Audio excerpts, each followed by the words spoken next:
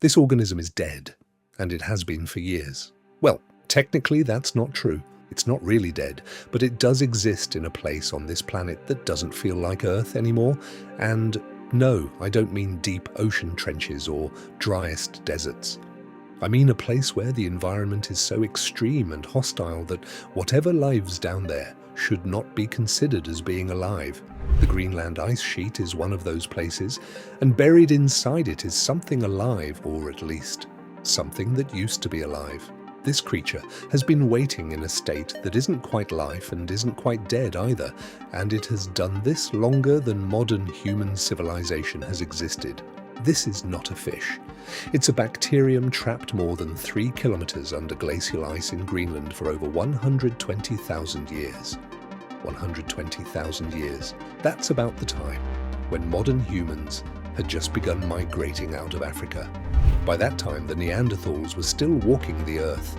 For more context, every single history about civilization that you have ever studied all fits into the last 10,000 years. This organism was already frozen, dormant, and waiting 12 times longer than all human history combined. So how did this creature manage to come back to life? Well, we have our scientists to blame for that. Because when they finally reached it and drilled it out, they didn't just find evidence that something had been there, they brought it back to life. But how exactly does something even survive that? How does any living thing endure 120,000 years of crushing pressure, total darkness, permanent freezing temperatures, and zero food, and still have anything left to revive? There are some ground things we must understand before any of the explanations on how this thing is able to survive can make sense. So let's talk about what it actually takes to get to where this organism was found, because buried under ice doesn't quite capture it. The bacterium, named Herminimonus glaciae, was isolated from a glacial ice core drilled 3,042 meters deep into the Greenland ice sheet. Nearly 1.9 miles of solid ice above it. Obviously, at that depth, the pressure is immense. The temperature never rises above freezing. There is no sunlight. There are almost no nutrients. And yet, the scientists who found it said that they didn't just extract this organism and immediately see it growing. The team had to show extraordinary patience just to coax it back. The revival involved 7 months of oxygen-free growth at 2 degrees Celsius, followed by growth on agar plates at 5 degrees Celsius for almost 5 months. It took them nearly a year of careful and painstaking work just to get this thing to respond. After a year of this, colonies began to appear. They were small, purple, brown, and barely visible, but they were there. And this organism had come back. But here is the thing about most living things. They die when they freeze, and that's because of what the cold does to them.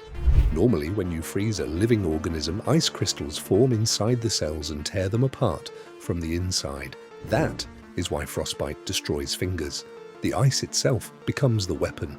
So how did Herminimonus glaciae survive this for 120,000 years?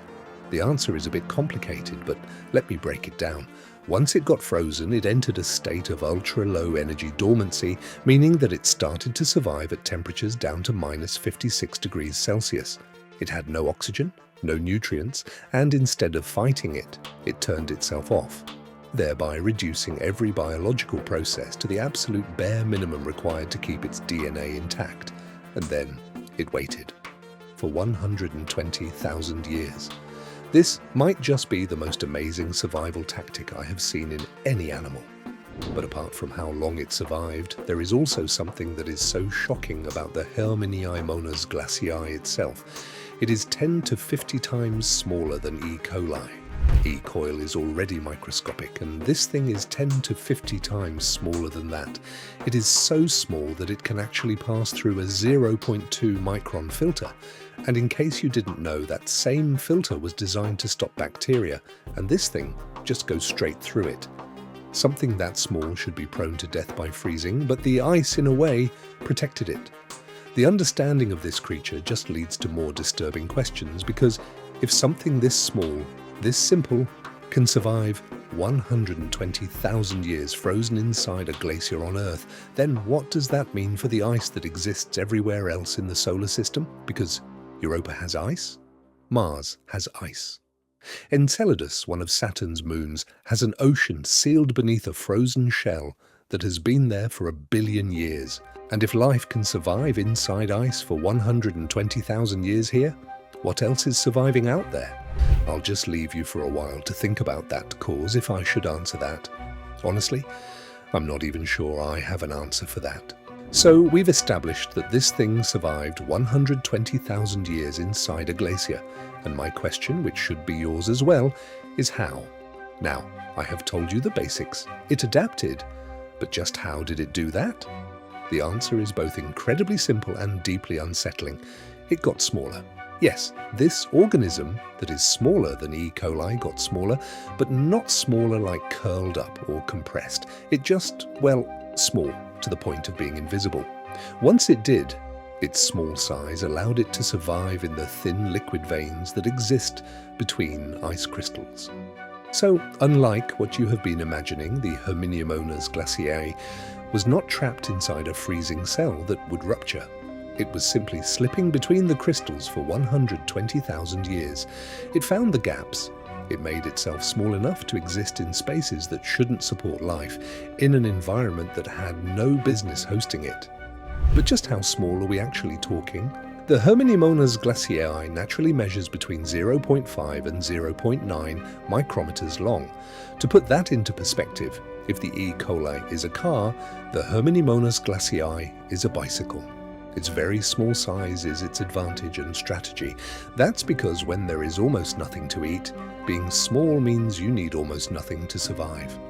When the environment is trying to kill you in every direction simultaneously, being smaller than anything that can fight back is, it turns out, a genuinely brilliant strategy. But its small size alone does not explain 120,000 years.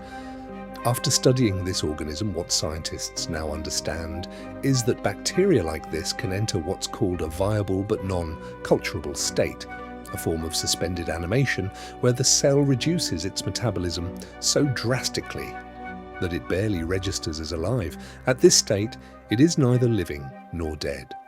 At this state, it also lacks growth, reproduction, or any features that we have tied to being alive, which raises a question nobody has a clean answer to.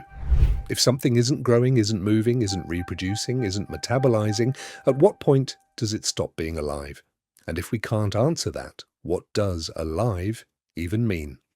To perfectly answer that, we first need to understand how exactly scientists brought this organism back to life. Believe it or not, scientists did not just thaw this organism out, add some water, and wait 5 minutes. This was not a sea monkey kit. This was an organism that had somehow survived for 120,000 years, so you just had to treat it accordingly. To start, the revival involved 7 months of oxygen-free growth at 2 degrees Celsius, followed by growth on agar plates at 5 degrees Celsius for almost 5 months.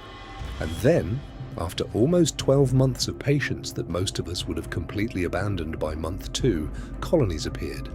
They were small, purple-brown clusters of cells, barely visible, but unmistakably there.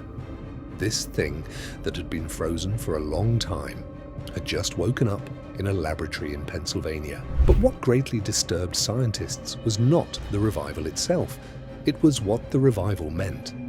Because before, researchers understood dormancy as something that exists on a continuous spectrum and not as a single defined state. They saw it as a sliding scale between full activity and death.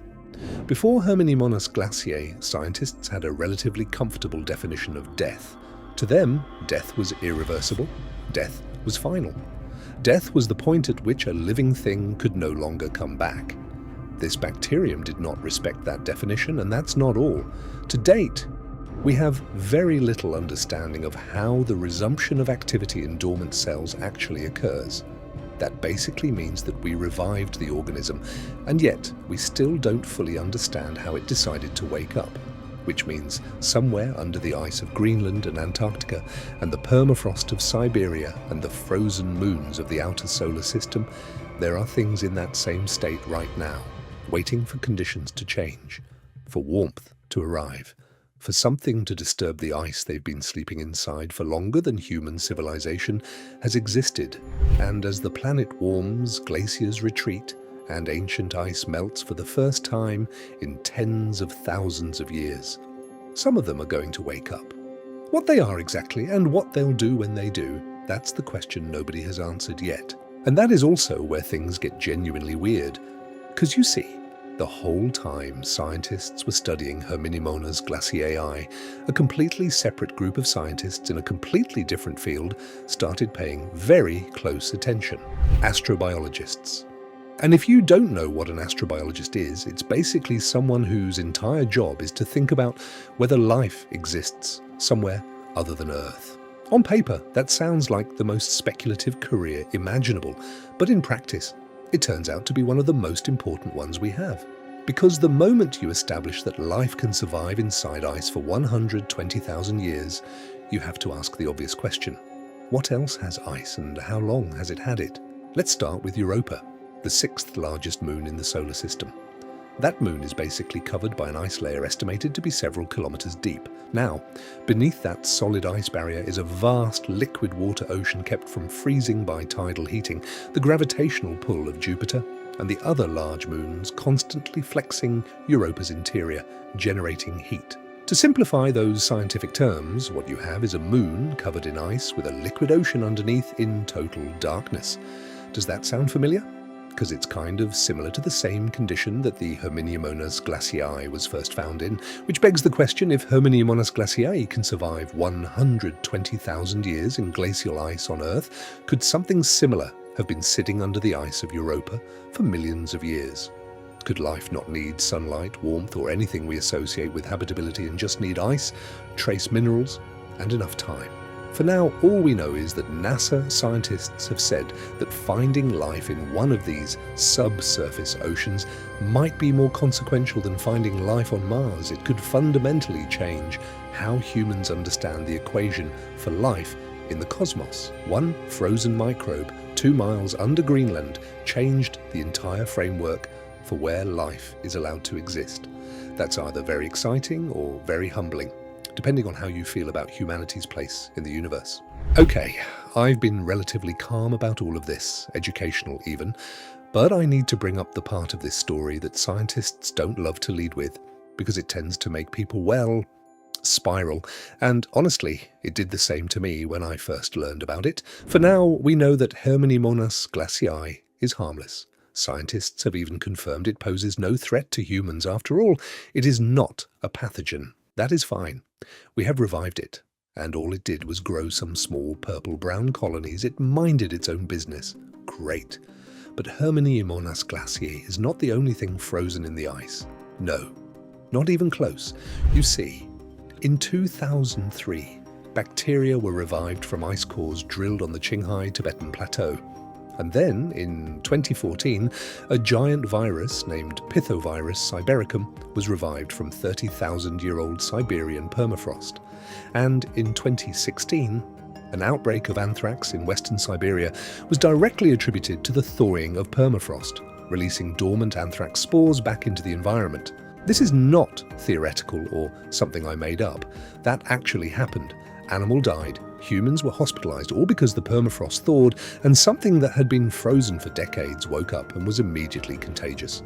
Now here is the part where things get uncomfortable.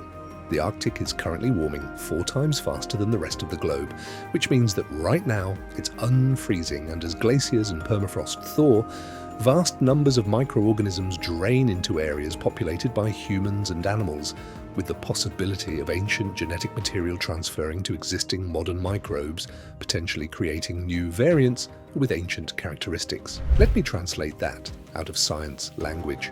Ancient microbes thawed out by a warming planet could potentially share their genetic information with modern bacteria, which could, in theory, produce something new.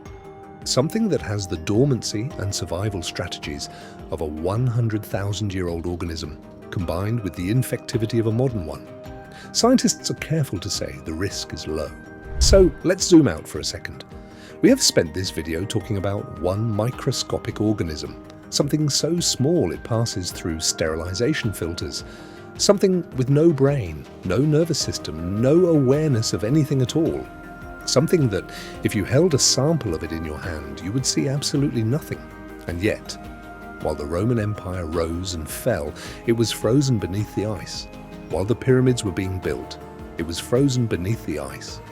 While every civilization you have ever studied was doing whatever it was doing, this thing was just quietly, invisibly, impossibly waiting. There is something genuinely humbling about that.